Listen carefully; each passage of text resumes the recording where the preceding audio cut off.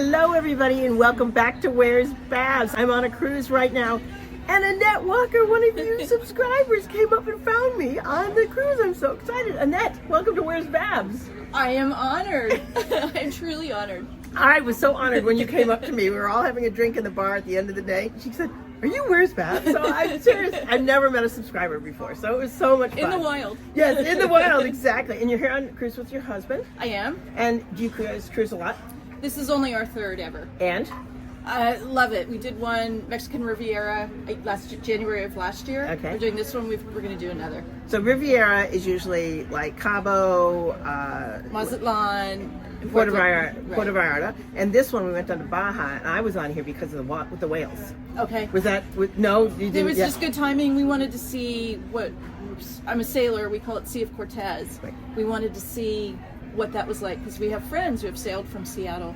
Yes. And lived down there, and their boat they sailed from Seattle. And it is whale season, so all the whales are now migrating with their babies, and so Bay of Banderas in Puerto Vallarta is one of the deepest bays, and once they've had their babies, they come down to Puerto Vallarta to teach them how to dive. A lot of whales off the coast of Puerto Vallarta as we pulled out yesterday. Yes. Tell me what your future plans are with your husband in terms of retirement and travel. Well, he just recently retired. So we're just starting this journey. I so want to downsize. We have a small house, but I want a low maintenance, no maintenance condo, small. So you not necessarily to travel nomad, but have a base, but just a smaller base that you may not be there as often. Right, and we have a son that's still in college. Right. So he's with us a lot, and we still want to nurture that and get it before he gets launched. Sure. So we need a base. Yeah. And so this launch or this move, what's your time frame on that? Between the downsizing and finding the right place? I have the real estate agent lined up. Ooh. Oh yeah. Okay. She's okay, helping, it's going. she's helping like what to do. We do need to. We've lived in the house for 21 years. Okay. So the kitchen's worn. We need to like do some sprucing up. So I'm hoping maybe next fall. And tell people where you are. So you're on Bainbridge Island, Washington, okay. And it's a ferry ride from Seattle. Okay. So sometimes it's hard to get workers. So let's say all that's done and all of that falls into place.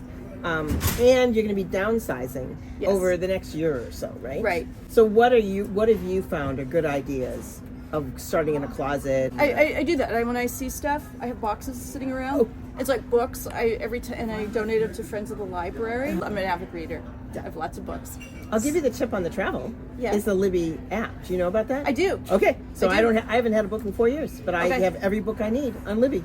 But we also have a sailboat, our own 35-foot sailboat. Wonderful. So our traveling includes Salish Sea, San Juan Islands, go up to the Gulf Islands, maybe Desolation Sound. Yeah. Part of our traveling is summer in Seattle, like June through September. The wintertime, it's not so fun. Like this would be a horrible day to be on a sailboat heading north. Tell me, you are a subscriber. Yes. And what was it that you found on the channel that you started to apply? You said, "Oh, that's a good idea that I hadn't thought of." Well, I'm here now. Oh, on the cruise. Yeah. Oh. So I've watched every one of your videos. Okay. I do like when you interview people. Some of those guys that live in Puerto Vallarta. Yes. And I like how you got me hooked in. Was you think differently? That you just pulled up stakes, went down to just a little bit of stuff. Yeah. Between house sitting and the cruises and extended cruises. Yeah. Yeah. It's like whoa, because we were just thinking about retiring. Got my head twisted in the right direction towards that and away from just doing the things we had been doing. And I think it is a different retirement. It is. Than other people. And you can figure out whatever works for you. And I love that too because your situation's different. I have a kid paying tuition, coming home. He'll be home for spring break. He's a great kid. Graduates in like 2 years, yes, right? Yes. So it's really a blink of the eye. It is. Yeah. It'll be gone so fast. And between getting the house ready, finding someplace, it can take some time. It'll take some time. Yeah, exactly. I'm going to try do some more cruises. I want to do Panama Canal. That's a good one. That sounds interesting because cruises are so luxurious. I was house sitting in Southern California, so I always tell people house sitting in Southern California is the way to live in Southern California without paying high rent or taxes. San Diego has some beautiful homes and some cute little dogs, but it was a lot of house sitting because I had come back from South America and I needed to rest for a while. Okay. And then after that, I booked this as a 36-day cruise. So it was this Grand Princess that we're on, started in LA, came down to Baja, went back to LA and out to Hawaii for 16 days, and then came back to LA and came down, which is where we met, came back to Baja.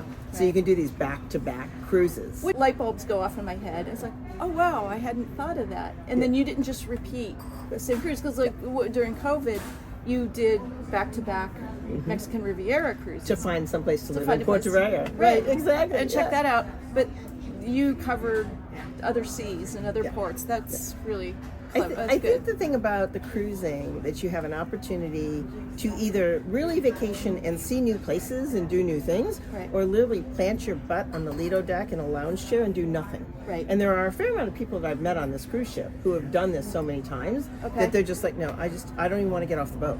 I just want to relax and not think about anything. Or some are in bad climates like Minnesota or Chicago or even Seattle this time of year. And this is quick, down to those places from LA. But once we got to Baja, the weather was really kind of nice. Oh, it was beautiful. Yeah. I think that people may have preconceptions of what a cruise is, and I think it can be anything you want it to be. There's so many ways to do a cruise. Yeah. And my husband was reluctant. He's like, we have our boat. Why would we do something like this? Or it's just a bunch of people Sailing sitting around. is a lot of work. It's a lot of work. It is Because a lot of work. I do the navigation and weather and cooking and provisioning, and I don't want to do this. So your husband liked it. He ended up in the end, he loved it. Loved Okay. it. Yeah, last year's, he said, yeah, I can do this. And it doesn't, when you decide to retire and you want to retire into travel, you don't have to do just one thing. Right. You don't have to just sail. You don't have to just stay at home. You don't have to join a bunch of cruises. You don't have to join a bunch of tours all over South America. Match. Yeah. Do You whatever. pick and choose. It's like a whole menu, and I want this one and this one. This works for me. Right. But you gave me new ideas. And And I did. it's a different point of view that I think I offered. Yes. And I think it's a little different. I think it's great you're married. I think it's also a little different for single women of a certain age going off and doing this. And what I'm trying to do is just say, if I can do this, you can. Lots of things in your community, and then you can do a 100-mile circumference outside of your community. You can do a road trip, then you can get on a plane. There's lots of ways and we're fortunate that we can. Right. I even told my husband before we did the last cruise that if you don't want to go, because he was reluctant, I know how to do this by myself. I'm so glad Whereas you- Babs wouldn't let that stop her. And he thought I was bluffing, but I wasn't. And it's funny So 'cause- yeah. even like what you're talking about with solo cruising, I was listening to that. And it's like a story at the back of my head. Yeah. And in fact, 2 girlfriends joined me on this cruise. I was solo for the first 2 of them, and then they decided to come. And one of my girlfriends has a partner, and he didn't want to go, so she came, and here we are. But on, don't let things stop us. That's right. I think the other thing to think about too, and that I have found on the cruise, is that there's a different group of people. So this is definitely like a vacation group. 10 days down to Baja, 16 days out to Hawaii, and then 10 days down to Baja. So the 10 days is a good vacation time. So we sort of have a variety of ages on board. We do. Hawaii, I don't think I'd ever seen so many scooters and walkers and canes, with all due respect. It's fine. But then I realized I had not thought about this, Pearl Harbor. So for many of them, it was their first or last chance to see Pearl Harbor, or to be to a Hawaiian island. But those of us who live in the Midwest, Hawaii is a big trip. It is. So I can see how a cruise is easy for them, and they make sure that there's all the mobility access to get them to Pearl Harbor and all that. And then they all got off, and then all the youngins, as I'm going to say, got on again. Okay. That's one thing. But when I did Sydney to LA, Okay. complete travelers and inquisitive people, and really, it is 28 days, 28 or 34 days. So it's a Okay. long cruise. But these are not people, some of them are working on board. Most of them, I think, were retired. The ship was not full because it's a repositioning cruise. So Oh, I was wondering about that. yeah, because it's a long okay. cruise, and it's coming from Sydney Right. back to LA, San Francisco, Seattle. But everybody I met was a traveler, and we were Okay. sharing stories and interest in ideas, and I hadn't thought of that. So the conversations were much different than folks here that are going back to work or back to family, Right. that sort of thing. So it's an interesting thing that I've sort of realized on this trip, when I pick destinations, to think of where people are coming from, how long the cruise is. And so I think I did not connect with as many people here because they were sort of like, you don't have a home. You travel full time? Like it was, you could see their brain sort of not figuring that out. But on the cruise from Sydney to LA, they were like, "Oh my God, that's so cool! How did you?" Yeah, so it's just an awareness that I had on this cruise in particular. It is interesting. This cruise versus the Mexican Riviera. Yes. Middle of last January we did a year ago. There were a lot more older people. Yeah. This one is younger. Yeah. And there's a couple kids, and there's not as many walkers and scooters. This is late January to February. Right. So I think there might have been some more vacation time that people could take, or something, but definitely not as many retirees. Also met a fair amount of people on this cruise from LA who did have some challenges and up with the fires and decided, well, we already booked it, so we're going anyway, and we don't have a home.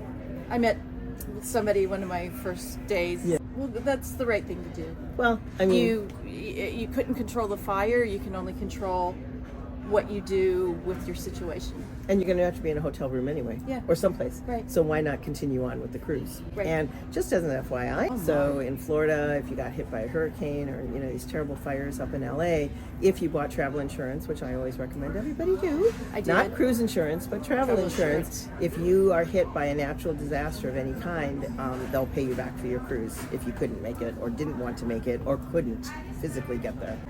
I read that if your home is uninhabitable. Exactly. But I also, going to a foreign country, the medical evacuation, and because that can be super expensive if it's needed. I don't know if I mentioned this in a previous video about Antarctica, but to go to the expedition, we had to show a $500,000 repatriation piece. So when we bought, because you can buy different levels, and there's like 100,000, 250,000, that's 500, $1 million, but they required a minimum of $500,000. So if I got dead on that cruise, they knew how they were going to send me home. Right. And you had to show them that before you could get on the ship. Yeah. So what have you found in this journey? More travel. Okay. Life's short. More travel. Carpe diem. My mom always used to say that I wasn't born, I was dropped off by the gypsies. Because all I wanted to do was go places and travel. And she was there, my family's Eastern European. Okay. So this was an insult. But I thought it was really cool. Oh no, I thought that was great. I did too. I thought it was great. And I took it as like, yeah, good. And it was kind of a mean thing to say that the gypsies brought me. No. But it's true, and I've been like working and raising a kid, and I need to unnest. I need to roam the world and see stuff.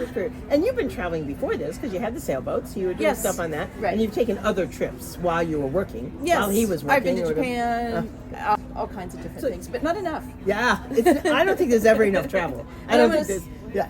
I want to see more places, and I'm not the kind of traveler who wants to keep going to the same one. Yeah. And your son has gone with you on some of these? Not really. Oh. We did our first cruise. Okay. Because he was around 8. Okay. And my in-laws wanted family, and he did it. He really liked it. We grew up on a sailboat, so he liked the water and all that. He had a lot of fun. We went to Alaska. I highly recommend Junior Year Abroad, which he's getting into. That's true. That was my trip. So my first big trip was Junior Year Abroad over to Australia. I said, send me as far as you can on my financial aid that I got in school. And my mom said, if you can figure out the money, you can go.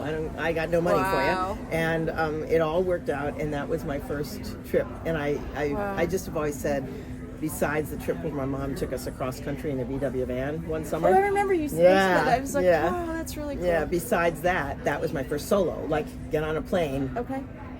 Land in Sydney and figure it out. I think for a junior in college, because we didn't have money, so we weren't doing massive travel. I see kids on board on cruises, and I'm like, okay, good for you. That's wonderful. I don't even know. I think that Junior Year Abroad, where you can use your funds, and I was a poli-sci history major, so learning all that from a different point of view, that would be really it was phenomenal. Do you have any travel tips for people like me looking at more cruises and getting good deals? Okay, so when you're on board, they often have different deals that you could only get on board. And right now, there's a sort of like a 25% off for booking, like while you're on board. And then they have a future cruise credit that you can only buy on board. Okay. And it's $100, but it gives you $100 of refundable deposit for another year. And if you don't, so you have a whole year to use it, and then You can have it returned to you. Exactly. So if you don't use it, it just automatically goes back on your credit card. Or you can call them up and say, can you renew it for another? They'll continue to renew it, so that's fine. Good to know. Different onboard credit from that $100 cruise deposit, depending on the cabin you get. So interiors, I think, get $25, and an ocean view will get $50, and then a balcony gets $100 or something. Something like that. Right. And then short cruises Less. get less. Right. Longer cruises get more. Right. It's $100. I buy one or two when I'm on board, so I've just got them in my cruise bank. You would book a cruise, do the deposit, and the money isn't due, the final payment, until 90 days before you sail. So if you see something, especially like Antarctica, they always sell out because they're limited. And so, and the other one is around Australia, always sells out. So it's always good if that's 26 or 27. You go, I don't even know where I'm going to be. Right. Yeah, but it was a $100 deposit. You don't have to worry about it until 90 days before.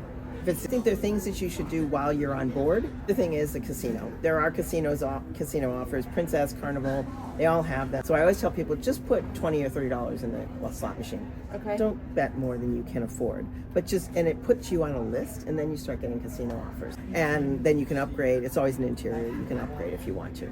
So it's just it just puts you on a different email list. A lot of cruise info from different websites, but also I use Reddit. Yeah. That's my only social media.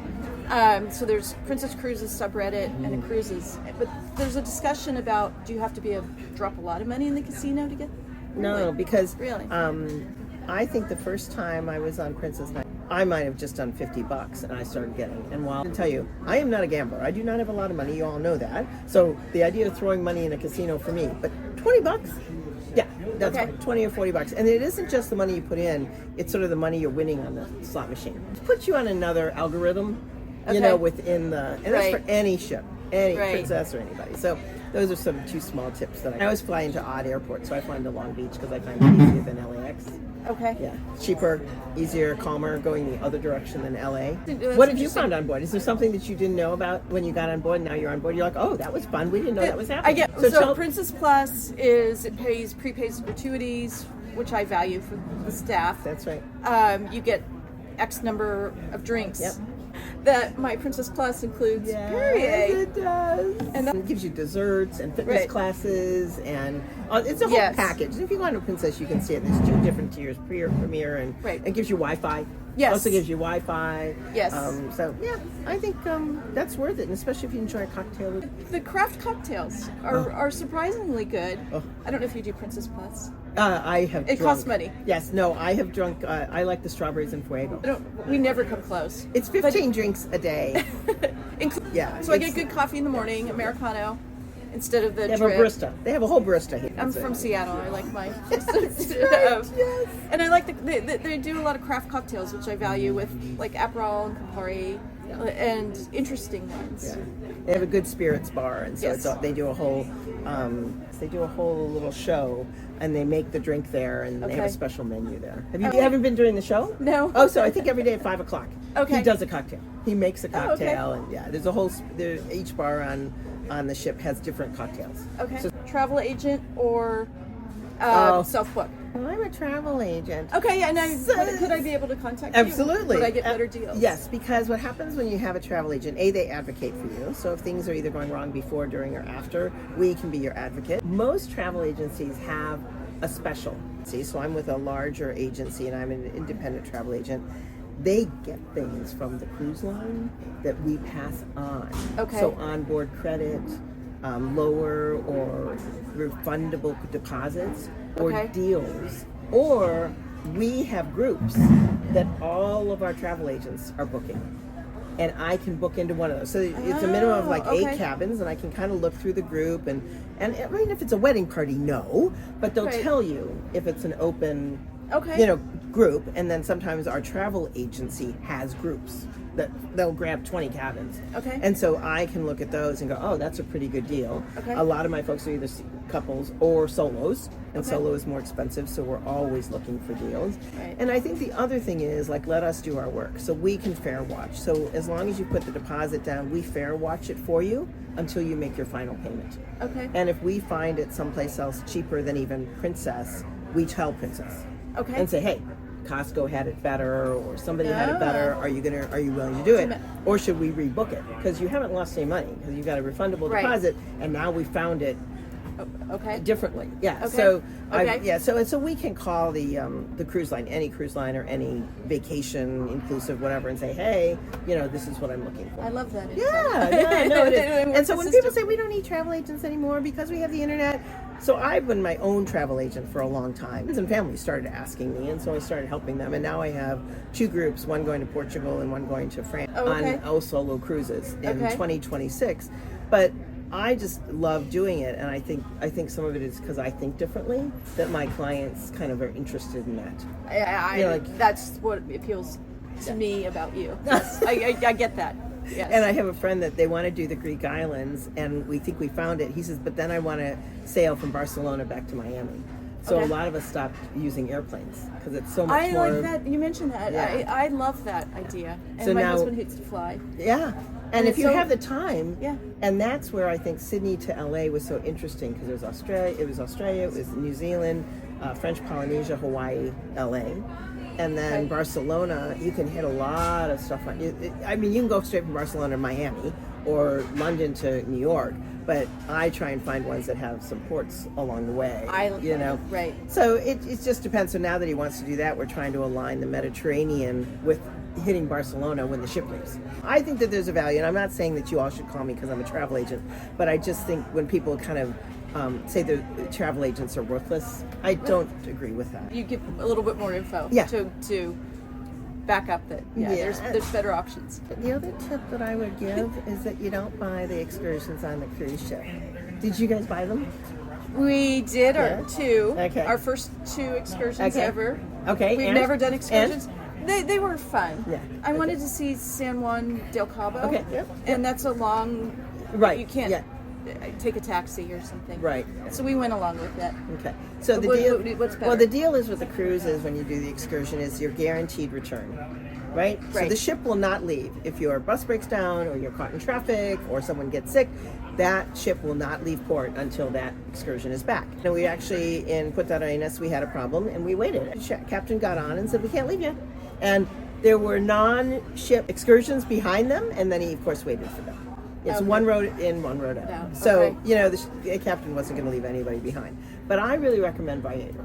I do not recommend it for a trip like you took because it's far away, stuff can happen. Yes. And there are 2 things of it. Viator, I think, offers great value, and oftentimes they're the same tours as the ship is offering for half the price. Okay, that's 1. 2, that tour operator name would be mud if all of these people never made it back to the ship, and all of them have ratings. So I don't ever book with somebody from Viator who has no reviews. Okay, but if they have 4,000 reviews or 1,500 reviews, and it says shore excursion, they know what they're doing. And also, if you're only in port 6 hours, don't sign up for an 8-hour tour. You know what I mean? Look at those. It sounds wonderful. They're not going to get you back. Or you write to the operator and say, my ship comes in at 8, and we have to be back on board at 3:30. Yeah, we know that. We've adjusted because we know it's for the ship. Okay. You know what I mean? So you just do a little investigation. And I do that as a travel agent. And kind of say, okay, so where do you want to go? What do you want to do? And I'll send a list of sort of Viator options. Good. Very good. Thank you for saying hello. And many of you know I'm part of Video Ranking Academy, which is how I learned how to do all of this. And I shared it on a live session that we have. We meet every month live to talk about what we're doing. And I said, you will not believe what happened. I said, one of my subscribers. And everybody just went, wow, because most of us don't ever meet our subscribers. So thank you.